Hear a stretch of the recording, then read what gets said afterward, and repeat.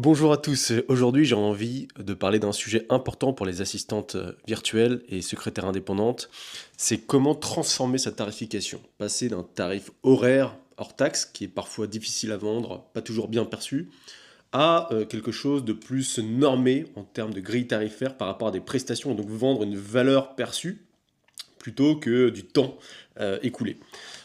Ça, c'est une vraie question que se pose tout le monde parce qu'effectivement, quand on arrive à le faire, correctement le faire, auprès du bon client, j'insiste, bon, on peut en général vendre beaucoup plus cher et on peut gagner beaucoup mieux sa vie. Et on a ainsi plus de confiance, mais ça vient aussi avec le temps et on y reviendra. Donc pour moi, la première chose à faire, notamment quand on se lance dans l'activité d'assistante indépendante, c'est ne pas faire ça. Clairement pas faire ça. Les gens qui vous recommandent de faire ça, notamment les formateurs d'OBM qui vous recommandent de passer par cette étape-là dès le départ, sont souvent des gens qui n'ont jamais créé d'entreprise de leur vie et qui ne comprennent pas comment ça fonctionne malheureusement. Je ne veux pas vitupérer plus longtemps que ça, mais il faut comprendre qu'avant de faire cette étape-là, il faut se comprendre, se connaître et savoir de quoi on est capable, comprendre son niveau de delivery, comprendre ce qu'on va être capable de délivrer dans un temps imparti par rapport à des prestations précises. Et vous avez beau avoir eu le faire dans votre activité salariée, en indépendant, vous êtes seul, autonome, beaucoup plus de pression, beaucoup plus d'exigences, beaucoup plus d'analyse des rendus. Ça va pas être du tout la même chose. Donc il faut bien passer par l'étape du je comprends mes besoins et je comprends ce que je suis capable de faire. Comprendre ses besoins, ça veut dire quoi? Ça veut dire être capable de créer un business plan.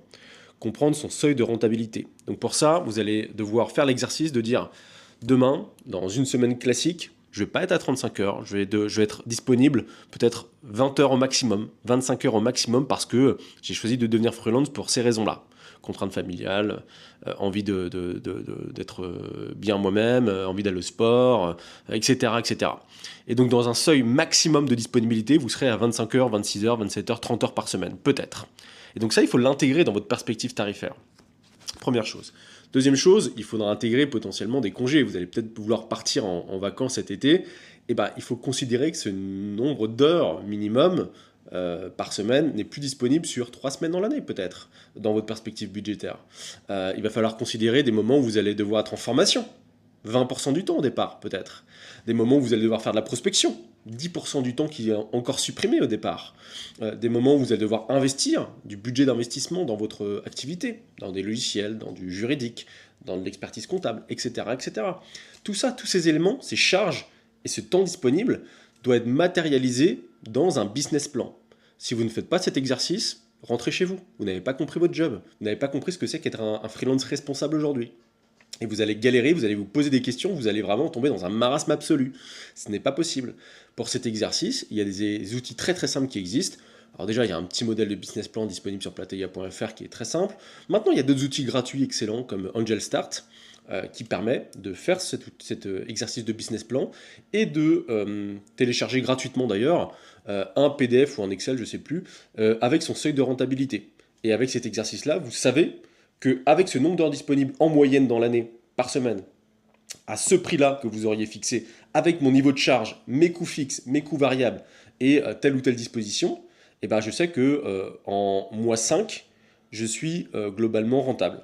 Mais ça veut dire que vous prenez des hypothèses sur le nombre de clients au départ. Vous n'aurez jamais vos semaines pleines au départ. Vous allez prendre du temps dans la prospection. Donc peut-être que dans les 2-3 premiers mois, il n'y aura pas de clients. Et ça, il faut l'intégrer. Il faut l'intégrer dans votre perspective.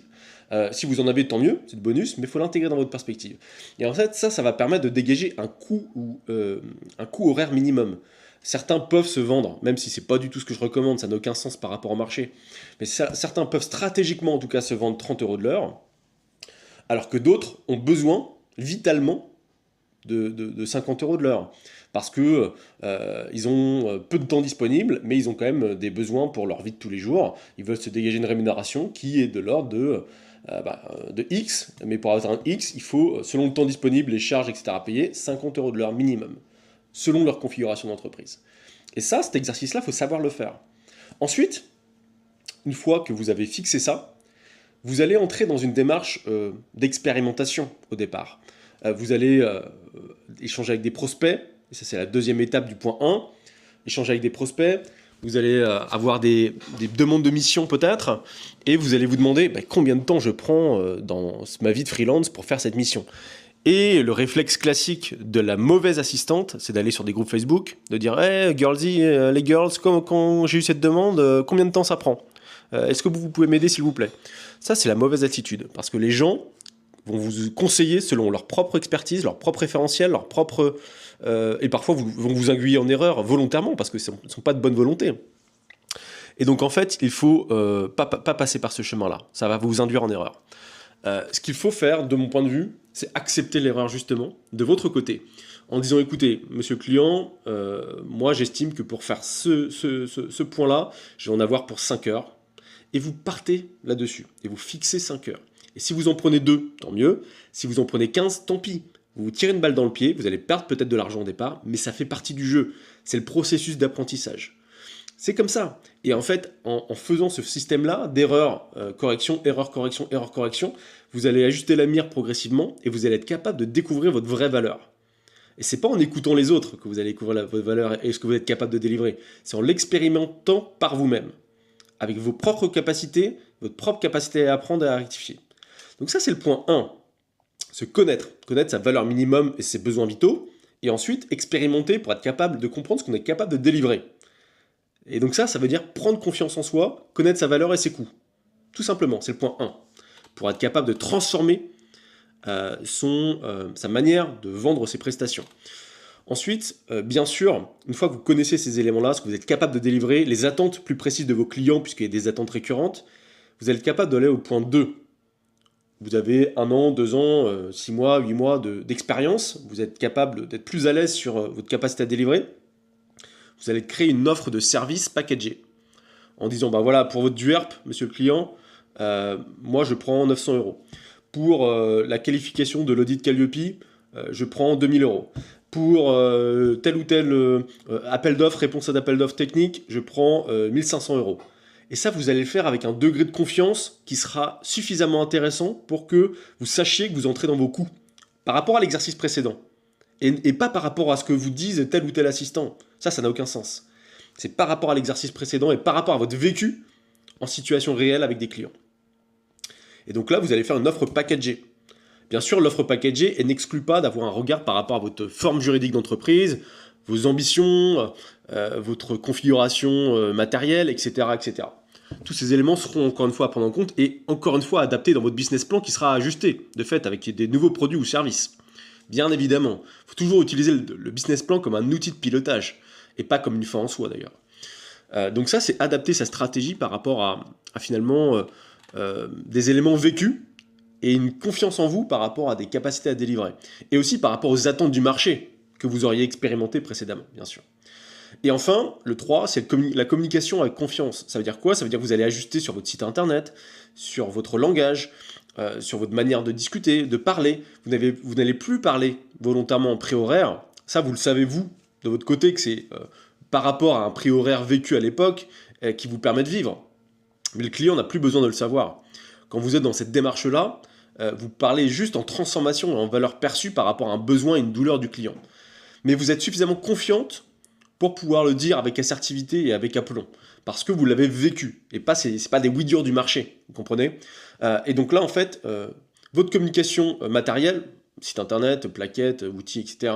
Et votre communication, je dirais, immatérielle, le pitch de vente, votre communication externe, votre leadership externe s'en trouve atteint positivement et transformé positivement parce que vous avez fait ce travail préalable des 2 étapes précédentes. Et pas parce que vous avez fait une formation vulgaire sur Internet, sur apprendre à devenir OBM ou que sais-je, ou apprendre à devenir assistant virtuel qui vous dit « faut fixer les tarifs de cette manière-là ». Parce que vous aurez zéro confiance en vous et vous aurez vraiment... ça va être pathétique, sincèrement, ça va être un peu triste quand on va vous voir pitcher parce que vous n'allez pas savoir pourquoi vous pitchez de cette manière-là, de manière fondamentale. Et c'est normal, tout le monde passerait par ce processus-là et cette étape d'incertitude-là. Et donc pour être capable de développer cet aplomb et cette confiance en soi, il faut passer par l'étape 1 où il y a de l'incertitude, où il y a de l'erreur et où il y a de la rectification. Ça, c'est le vrai processus entrepreneurial qu'on fait dans les startups, qu'on fait dans le lean management et qu'on fait dans la création d'innovation et de valeur. C'est pas autrement. C'est pas en écoutant ce qu'on vous dit de manière professorale. Désolé de vous l'apprendre.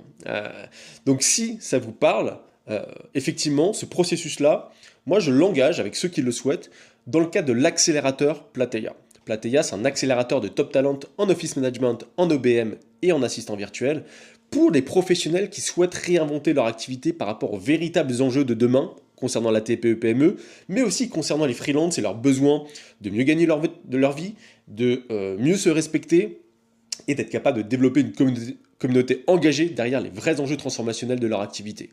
Ça, je le fais sur 12 mois avec différents modules qui sont proposés chaque mois, des masterclass live, des Vitamin Sessions préenregistrés avec coaching proposé par la suite, des débats, des challenges, tous ces éléments qui permettent de manière didactique et pédagogique, mais avec un engagement réel de la communauté, de pouvoir transformer son activité, répondre à ses questions et finalement oser passer à l'étape supérieure avec une nouvelle dynamique et un soutien de vrais coachs professionnels certifiés, dont je fais partie, pour pouvoir vous aider dans le développement de votre activité. Bien sûr, c'est un programme qui est exigeant, c'est un programme qui est sélectif à l'entrée, mais vous pouvez bien sûr tenter votre chance et postuler si vous avez déjà une expérience préalable en office management ou en assistant administratif. N'hésitez pas, consultez le site internet plateya.fr et venez nous rencontrer, venez échanger avec nous sur votre projet, sur vos ambitions et venez comprendre si on va être capable de vous aider à passer à l'étape supérieure. Je vous dis à très bientôt derrière l'écran sur plateya.fr.